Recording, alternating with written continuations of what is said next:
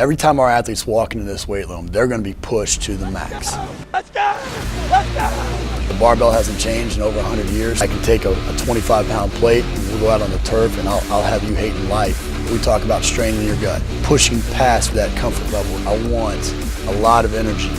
What better breeding ground is there for being a success in life than the weight room?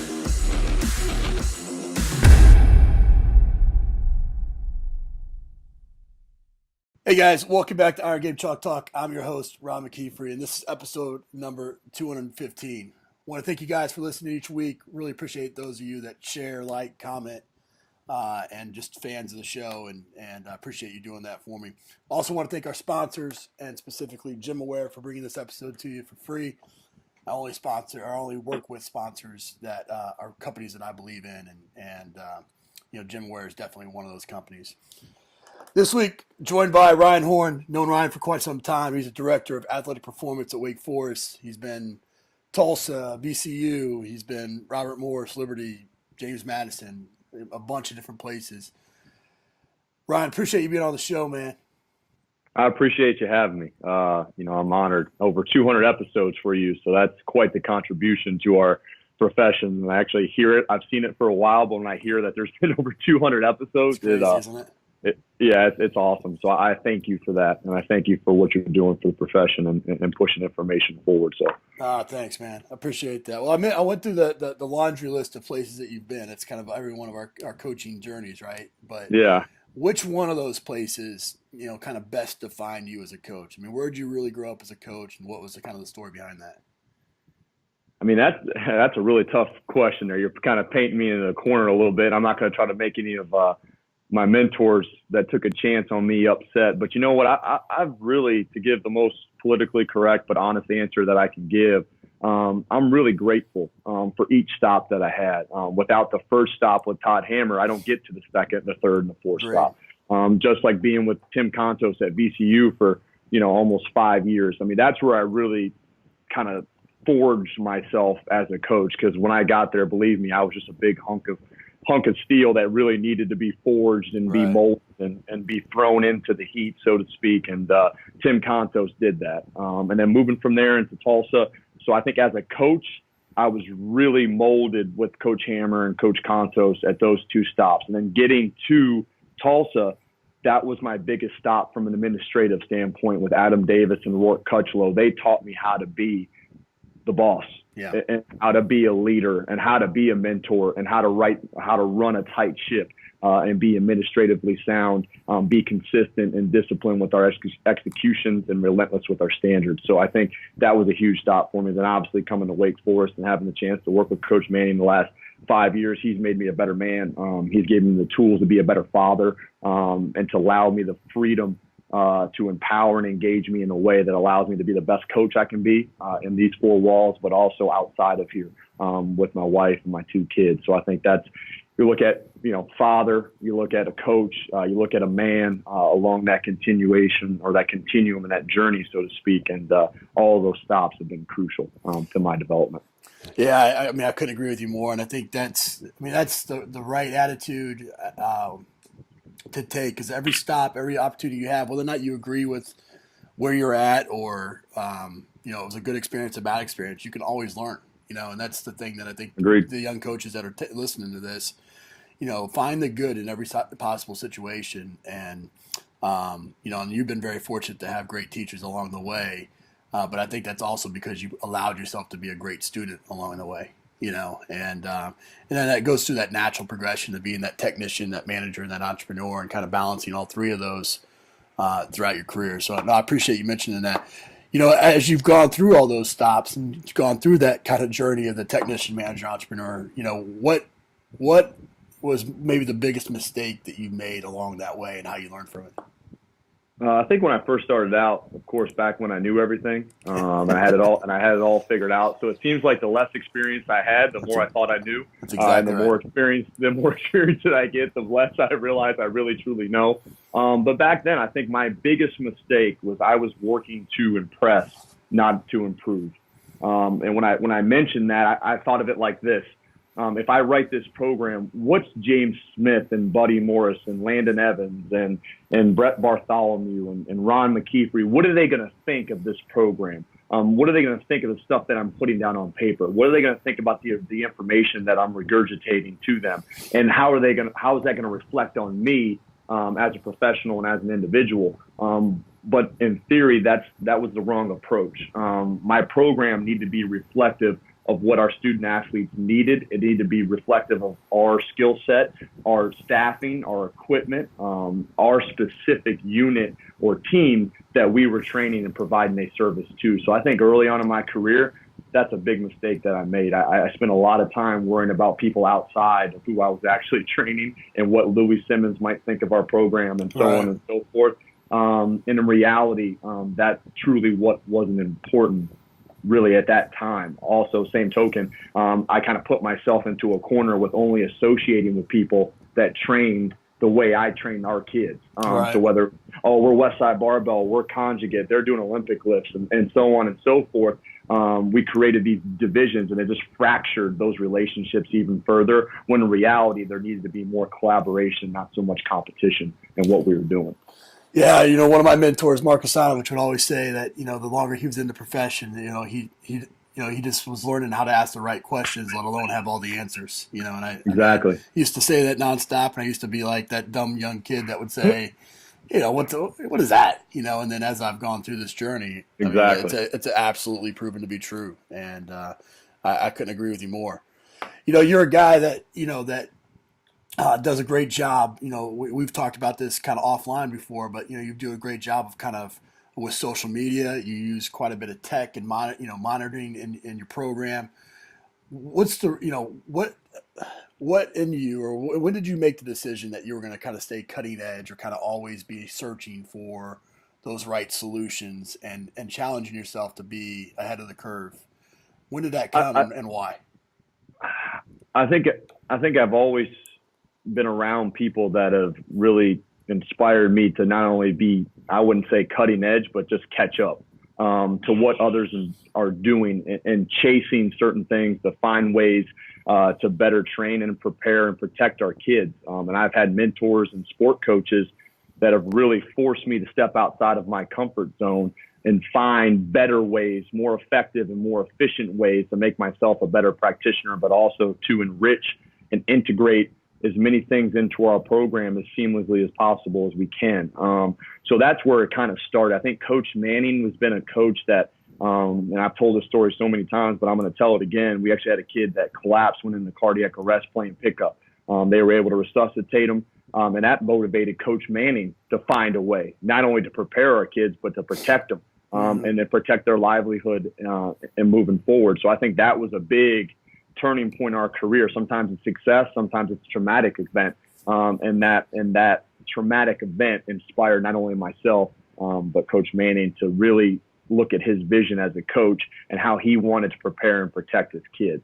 So that's what it is. What we do is reflective of our head coach's vision, buy-in, and support. So we wouldn't have what we have if it wasn't important to him, and then he didn't want to listen and use that information to make decisions and make that data, the big data, make it actionable and make it insightful, not only to himself, but also to his staff in those different departments that are kind of, working around our kids on a daily basis. So I think from a technology point, it just made sense. I've been to many conferences along the 10 plus years of my career, and I could sense that those things were starting to come. And if I could make that a better process for our kids, why not? So I think that's what motivated me. So. Yeah, unfortunately, sometimes it takes events like that to motivate coaches to really kind of see the light. But, at the same time, I think there's a natural curiosity that has to exist for a strength coach to not stay in your own box or just kind of be passed by because you got to continue to ask the questions. Is there a better way? And I think that you do that naturally. In that quest, you have used quite a bit of technology, but even like you kind of alluded to with data, there's people can go too far and it can be away from coaching. I think you've done a really, really nice job of integrating monitoring techniques into your program that have been non-invasive, that have been an add-on to your training. You haven't gotten away from. I mean, you got a sore neck rack in the background. I mean, you lift and you train hard. So HRV and things like that aren't preventing you from training, but they're just giving you some data. How do what are you testing, and kind of how do you interpret that data so that you simplify it for your coaches and your athletes? Yeah, I think our ecosystem or our process as far as implementing technology or monitoring strategies and intervention strategies is reflective of, one, our staff. I'm not in a lab. I'd rather be in a weight room than in a lab. So how I take in information, how we pull it all together is reflective of, I'm a coach first, and I'm a coach that happens to use technology within that training process. What we use is reflective of what we've got actionable insight from and what our coach will listen to. So currently right now we use Catapult on court. They don't really necessarily always break in the games. They break in practice. That's the majority of the time they spend. They might play 20 minutes twice a week in the game, but they're practicing over 20 hours a week. And they're training and preparing and doing those things. So when you look at practice, that's a huge piece of the puzzle, especially for basketball, because we're playing the majority of the year. So Catapult to not only track internal load with heart rate monitor straps to look and see what the cardiovascular system's doing and how it's responding to stress and responding to training, but also too from a mechanical, structural, and skeletal standpoint, what type of numbers are we getting off Catapult? How can we use that to better structure and periodize our practice program, but also our training program as well, and be able to have quantifiable benchmarks along that timeline? We keep scoring the games, let's keep scoring practice from a physiological standpoint. And then moving on to that, in the weight room, we use Sparta force plate analysis. So we use Vertec force plates. We have 2 force plates. Then we use the Sparta analysis. We use their software and their database, and that's also our central athlete management system where we filter in all of our testing data, wellness data, Catapult tracking. That's where we do all our acute chronic load tracking as well, and all that information is plugged into there. So it's our force plate scan. We use it to see how our athletes load, explode, and drive. We want to see not only how high they can jump, but not get lost just looking at outputs all the time. Mechanically, how do they express that force and how do they do it? So we look at that as well. We also do a single leg balance test. Sway balance blindfolded. We do an upper body sway and a single leg landing. So that's kind of our testing battery on the force plate. Then we'll use that force plate information to drive some of our programming decisions. I'm not trying to do more. I'm trying to do less.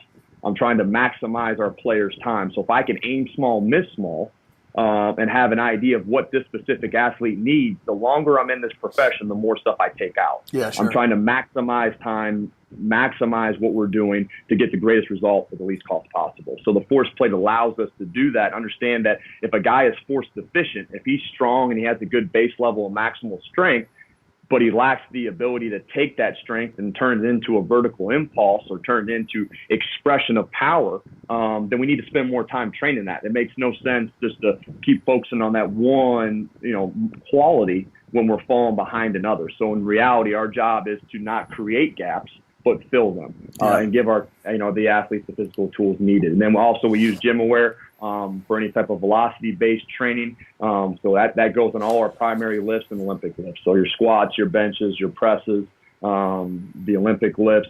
We're tracking those to make sure what we think's getting done and what we're saying getting done is actually the adaptation that's happening.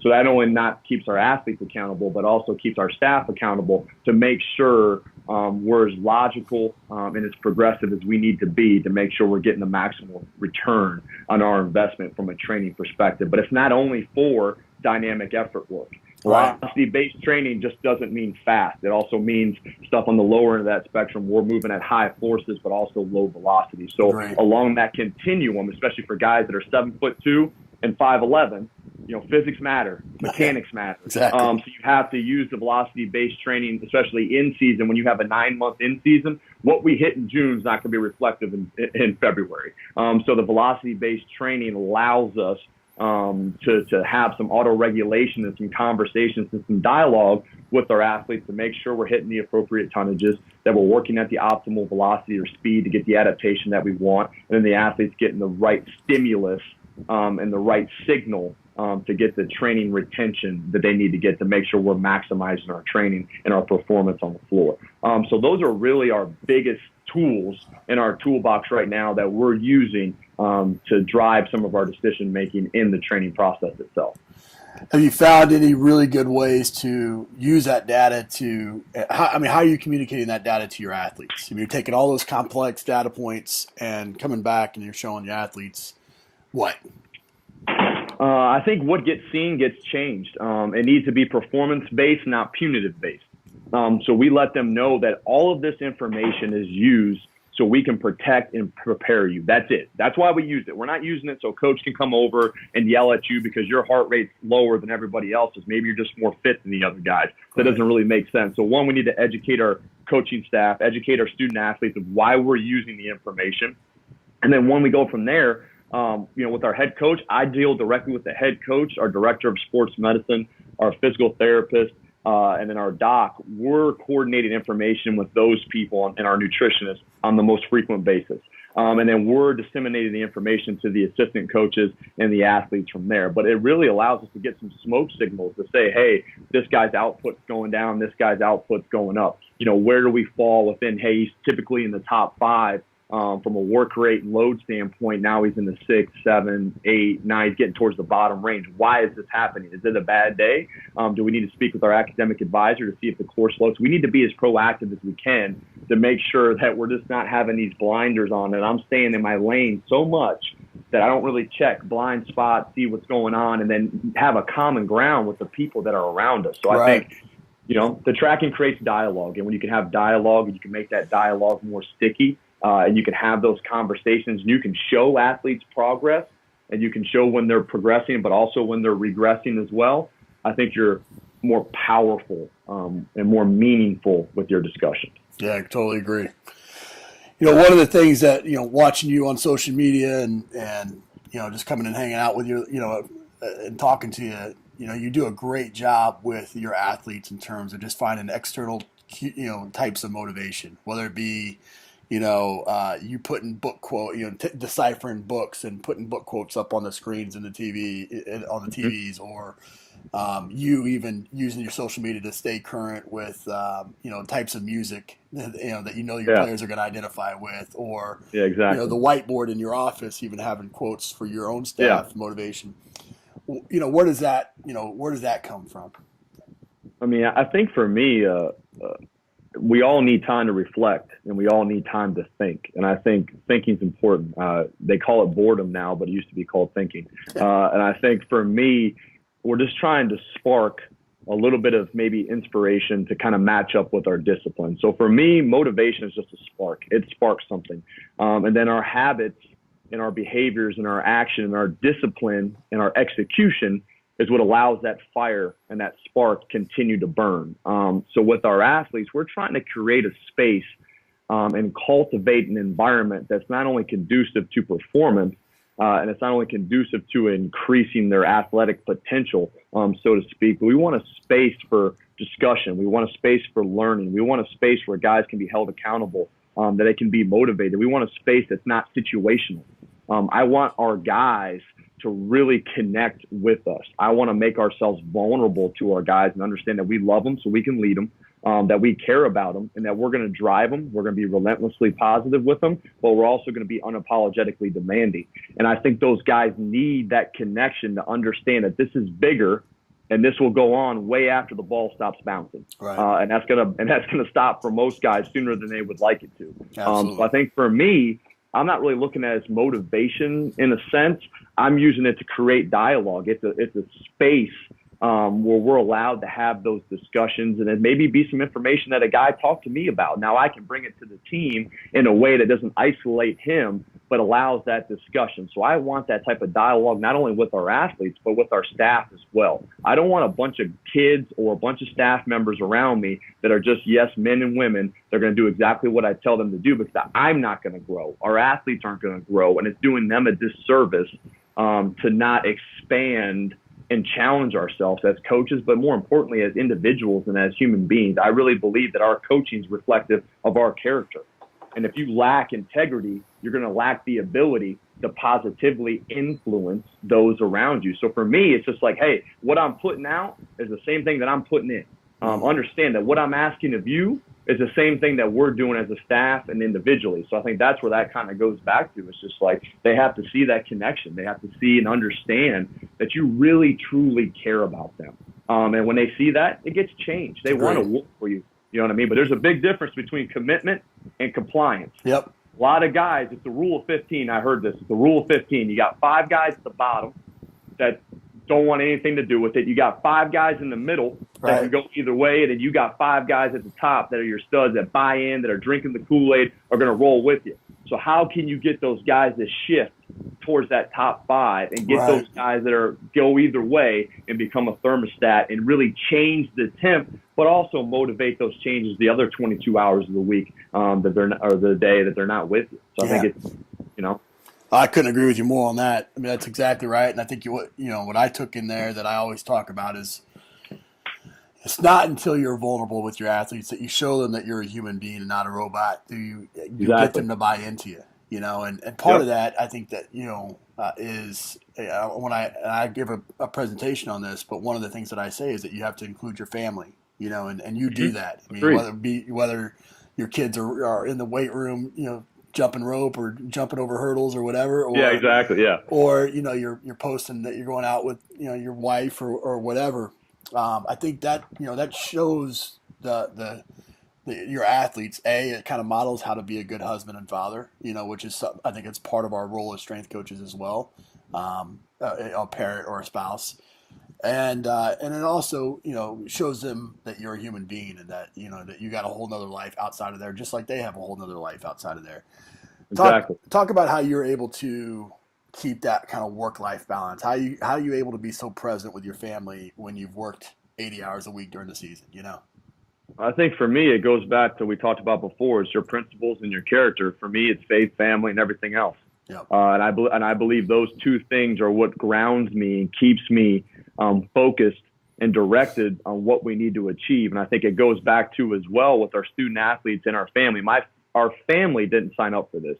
So they support me, but they didn't sign up for it. It's the same token. We say family a lot, like in athletics, break it on family, 1, 2, 3 family. But do we really mean it? Right. And do we understand that, like, you're willing to work with the kids, but are you willing to walk with them? Right. Are you willing to not only work with them when they're in here, but are you going to go on that journey? Are you going to go on that walk with them and help clear the path a little bit to give them the tools to empower, to engage, and to equip them, not only to be great point guards and great centers, but to be great men and to be great fathers and to be men that are driven by character and driven by purpose. That type of passion is honest, but that passion is contagious. I want our guys to see me burn. I want them to feel what I value as a coach and what our staff values. So I think with me, for the family, I don't really necessarily believe in balance because it's hard because you're always on. As a coach, you're always thinking like, man, what can I do today? Should we change this? What are we doing in the next block? And we talked about that before we got on. Right. But for me, it's work-life separation.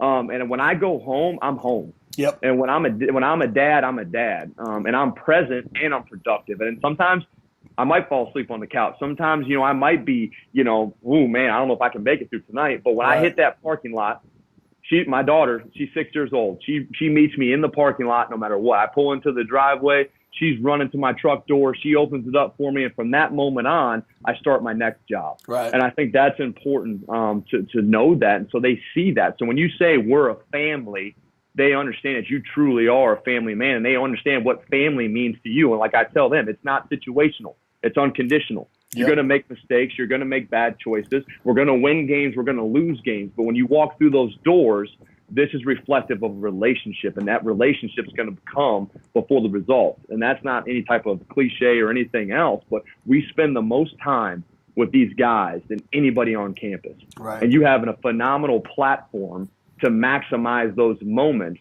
to not only drive a guy to be a better basketball player, football player, a girl, or whoever it is, but to drive them to be better human beings. And you do that by being honest and reflecting on what you're really projecting. Because at the end, what you project is what's going to reflect back at you. So my athletes and our athletes are a reflection of what we're projecting. They're a reflection of what we tolerate and emphasize. So yeah, you can tell I get a little excited when you talk about that. So I apologize. Well, no, I'll tell you what, man. It's absolutely I appreciate it because it's exactly the same thing that I feel, and I think I often say that, there's no such thing as work-life balance, but what does exist, what I think that I've done. I mean, early in my career, it was 80 hours a week at work and 20 hours a week at home or whatever. And the difference is that when in those 20 hours, I was 100% present. And Exactly. as the years have shifted, maybe that percentages have shifted or times of the year shifts. Yeah. But when I am there, then I try to be super dad. I would try to be super husband and express that. And I think something that you also touched on that I always touch on with my players is that I couldn't stand that when guys would break on family and then they let each other get away with something or not hold each other accountable or whatever. And I'm sitting there, I'm thinking back to my family, and I'm like, I'm the hardest on my brothers and my sister. I'm the hardest on my kids and my wife. In terms of holding them to a higher standard.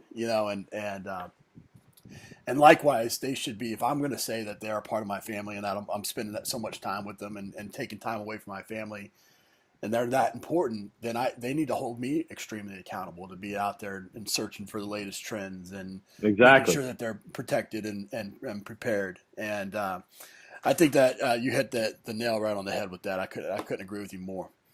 Ryan, we end the show with some resources. Give us the best piece of coaching advice you ever received. It's not about me.